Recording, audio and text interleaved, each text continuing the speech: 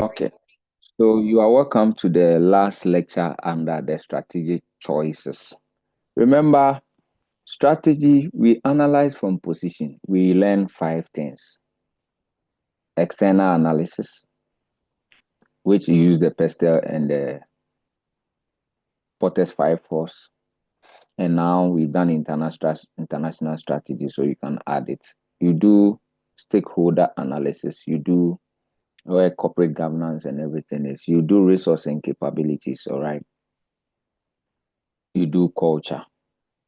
Now, when you are done with the position, that is the person's position. So that part that is done, when you are given a question, okay, the first thing you need to do is to find which model can analyze the person's external, analyze the stakeholder, analyze the culture, analyze the resource and capabilities. All right. So that is what you do of the entity currently. That entity wants to pursue a growth, and that comes to strategic choice. All right, the choice. Now, under strategic choice, we need to understand that the firm, as an SBU, as a business unit, wants to have competitive advantage. So we define competitive advantage still using the same thing of Porter, which is cost advantage and differentiation. So that is it for the SBU. So this is your competitive advantage as a business. How you want to go about your competitive advantage. So if you have that, then where are you going to apply your competitive advantage? And that is where we learn corporate strategy. Corporate strategy is about the entity's growth model, what they want to do. And if you want to grow, then which business do you want to grow in? That is number one. So we learned the Boston group, the BCG metrics, telling you that which business and the product life cycle thing, if you remember, which business should we do? All right. Apart from the business we should do, where should we do the business? Internationalization. So we've learned that. And if you want to stay domestic, we've also done that. Now that you've seen that you want to achieve competitive advantage, meaning you want to be differentiated, you want to, if it is your cash cow, whatever you want to do it. Now and you know where to do it, whether you are in your local set or you will go international. The last question for us to answer in the strategic choice is, how are we going to do it? How are we going to do it? And so if your thing is about your options are diversification, internationalization, innovation, or cost advantage, then how are you going to do that? We have the three strategy methods of doing that. This phase of this lecture is going to give you the theoretical aspect of it, but we have a way of calculating acquisition and merger. So that video, I will attach it to you. So that will be kind of a part 2 of acquisition and merger. If you are going to go into some, you can also go by buying the company, and that is where we do business valuation. So I'll add those 2 videos to you as part of your strategic method in dealing with acquisition and merger. Now, so we have our options. We need to go in there. Remember, sometimes even when you are going in the international market, because you are a domestic firm going to international market, there is something called risk management, currency and all those things management. That video too is available. You will have it. So those will be extras under each heading. All right. Now we want to go into the foreign place. We want, even the domestic, we want to have large market share or start a business. What do we do? Number one, we say we can grow organically, organic development. Organic development simply means that you are doing it yourself. So you are do it yourself. It's called DIY. Do it yourself. Pursuing growth or change by relying on your internal capabilities. You are pursuing growth by relying on your own internal capabilities. If I want to be wealthy, I want to have cars. I want to have everything.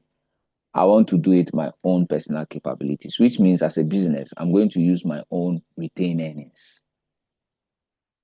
That is it for a business. Your own money, your own resources. That is all do it yourself is about. Rather than going to acquire or merge with somebody or use an alliance.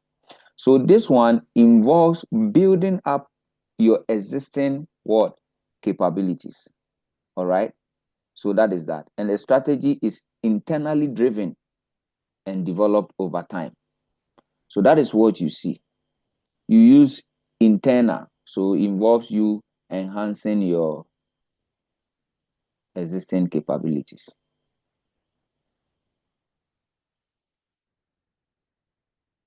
So what are you doing? You strategize internally. So everything is internally developed. Is it always good or it is bad? And that is what we need to discuss shortly, the advantages and the disadvantages. That is what we need to discuss. Now, advantages number one.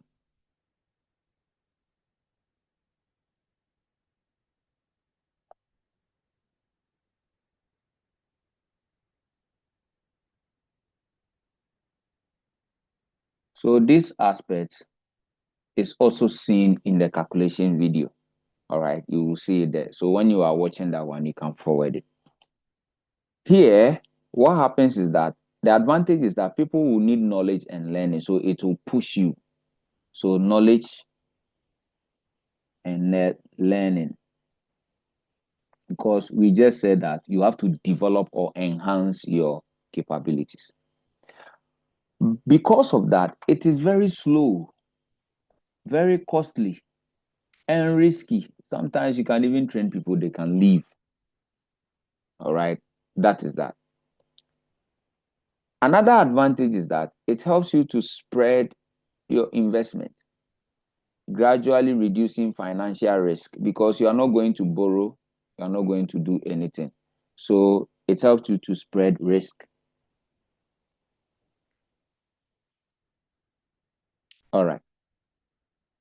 But it is not ideal in situations where not ideal in when speed is required.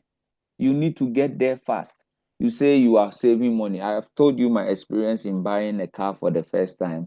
I went there. They said the car is 42,000 Ghana cedis. I said, okay, I'll come and buy. It was a Tuesday. I said, okay, getting to the end of the month. So the Friday I'll come. By the time I went on Friday, the price has gone up to 62. This was when dollar rate about 4 years ago. So that is the thing. That is the thing. All right. So those are the things. And you may lack the capabilities at the particular point in time. So sometimes it is not always ideal. It lack capability. So you may lack the capability for it. You don't have it. You don't have it. That's all. Ship dealer will say, "Adeɛ bi wɔ ha yɛ bɔ mpa ɛsɛ bɛyɛ, but then ɛnyɛ yɛ a ɛnyɛ dɛ, ɛnyɛ yɛ." So basically that is that. But you see, because you are doing it slowly, you're able to fit culturally. So cultural fit, all right. And it also gives you strategic interdependence. Oh, sorry, independence. You are not merging with somebody to the person will come in and say this and that and all those things. You are making decision and everything. You are on your own. That is the first one. The second one is mergers and acquisition, and that is where the other videos deals with it extensively. But here, all that I'm going to say is that when we talk about merger, it is explained in the other video, the part 2 of this one. So you have it. So merger has a meaning, acquisition has a meaning. Acquisition means you are buying majority stake. Merger means that you are coming together, all right, to form a new one, a new company. All right.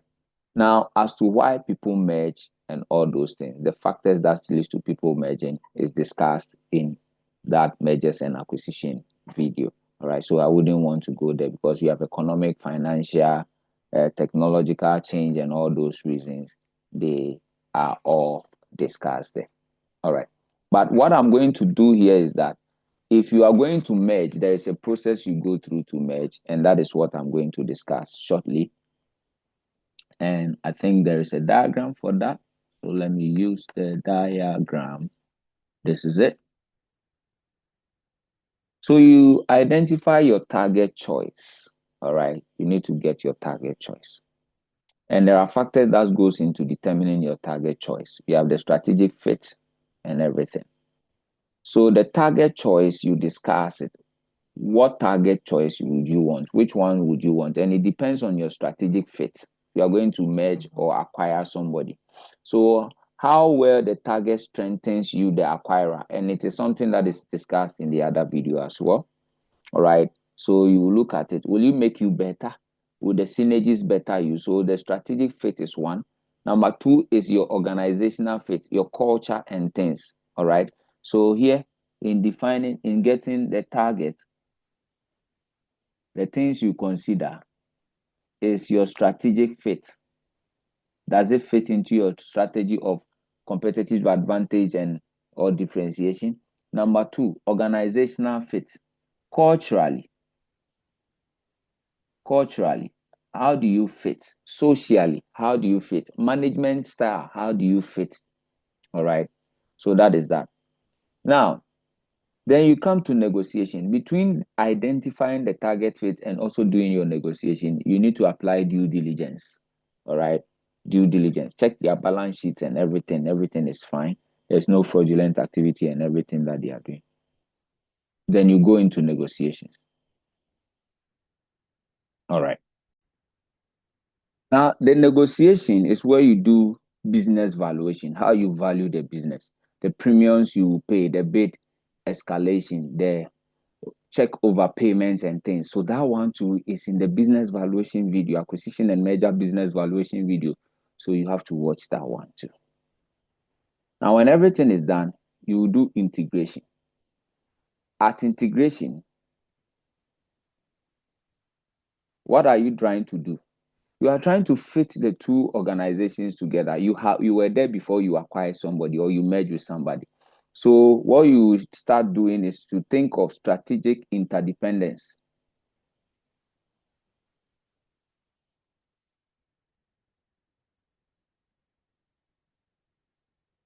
Strategic interdependence, the need to share, how you are going to transfer resources and capabilities from one to the other.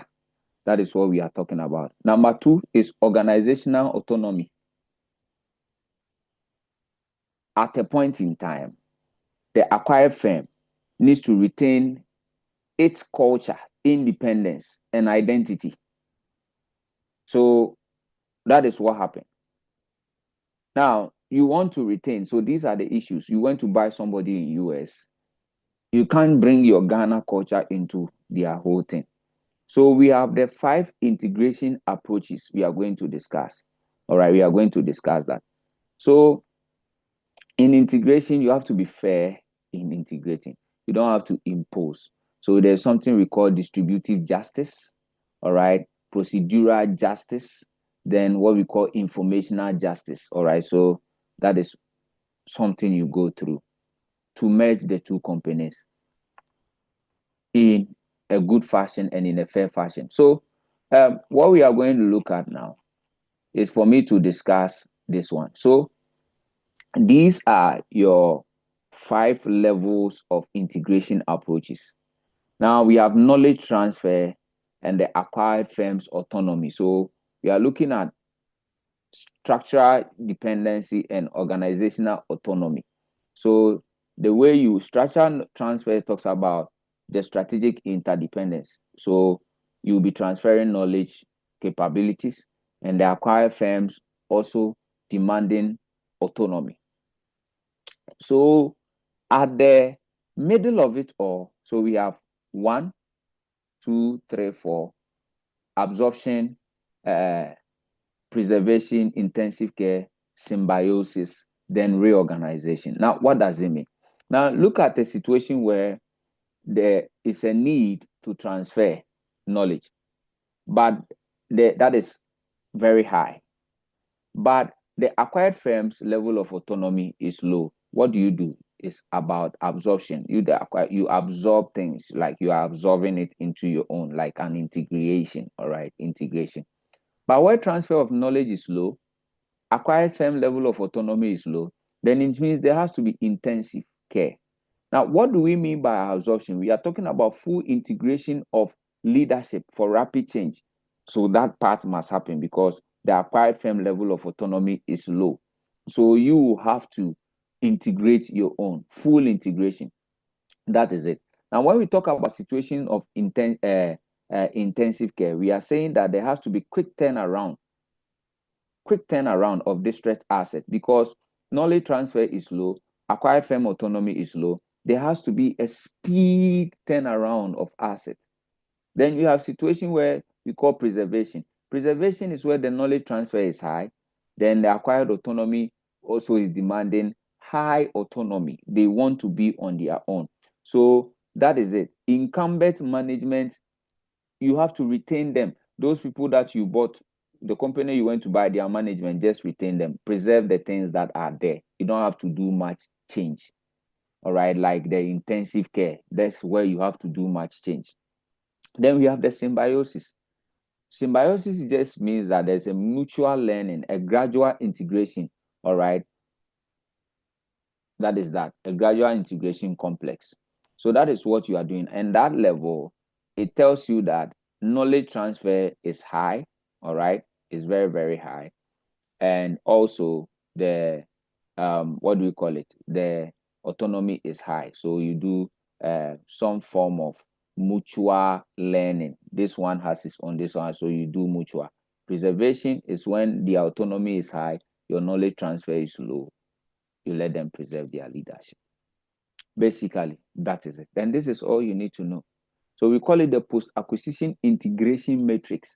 The calculative part will be in the other video. All right, so that is for acquisition and merger. The last thing that we are going to talk about is about the alliances. All right, the alliances. That's the last thing that we want to talk about. We want to talk about the alliances. Now, what is alliance? Alliance simply means that you are doing corporate agreement between you, all right, that share resources and you pursue common strategies. It's like joint venture, all right, joint venture. All right, so that is that.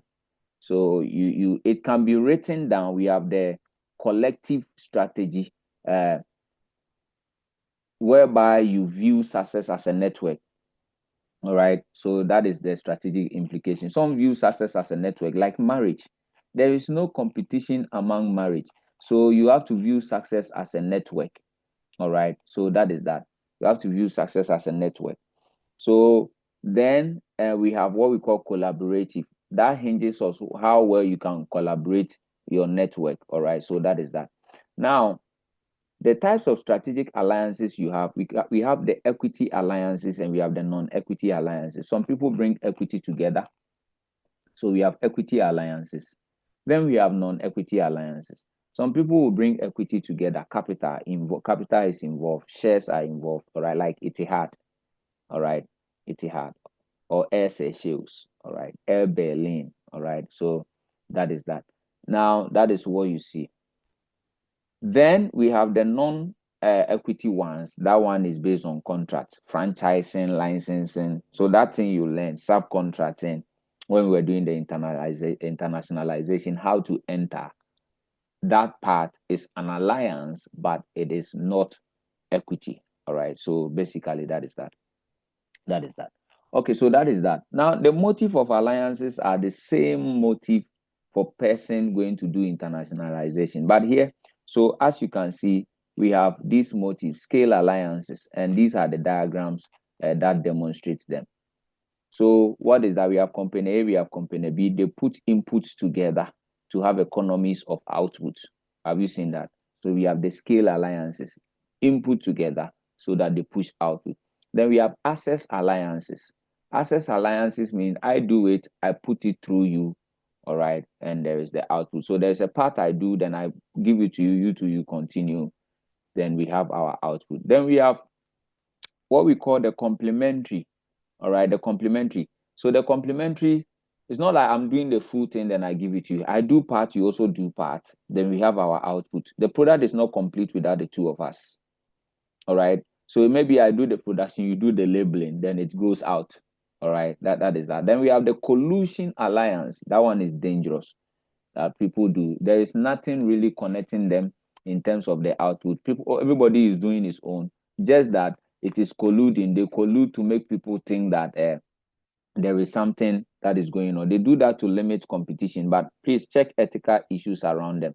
All right. So when you see the complementary, one person has a strength, another person has a strength. So that is kind of the way the thing is. All right. But the access to gain the market or to have the resources, somebody will give his knowledge, the other one will do the distribution. All right. Somebody will do it. But the scale one, we combine everything together and we share every risk. All right. So these are the types of alliances that you can also have. All right. That is that. Okay. And each one has its purpose, like I have described it to you. Everyone has its purpose. So those are the things that you can have. All right. So look at it. Look at it. So we call this thing the alliance evolution. It starts with courtship. You do negotiations.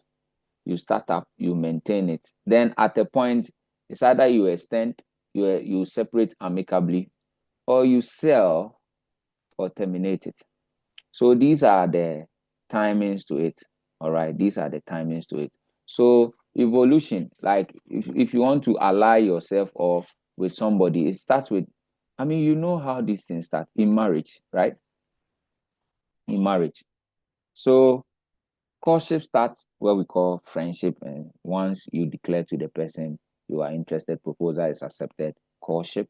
So that one will help you to know how much resources you are supposed to commit. So the alliance evolution is a commitment and a time concept. So if you are at the courtship level, your commitment of resources is low. If you get to the negotiation level, you see that, okay, so it is getting better. Then you start up pushing the resources. Then you are into it. Everything is about maintaining it and making it work. At a point, diminishing return setting, you can revolve and extend it, all right? Or you can separate amicably. And this is what people are doing in the US mostly, all right? And so that is that. So ladies and gentlemen, this ends mergers and acquisition part one. The part 2 and 3 videos are about acquisition and merger, a little part of the theory. And then we have the calculation aspect, also with business valuation at negotiation. Thank you very much. The next time we meet again will be the way we are ending the whole strategic case study thing, where we do the part 3. We are now evaluating our strategies. All right. So, ladies and gentlemen, that is it. Thank you and see you in the next video. Bye-bye.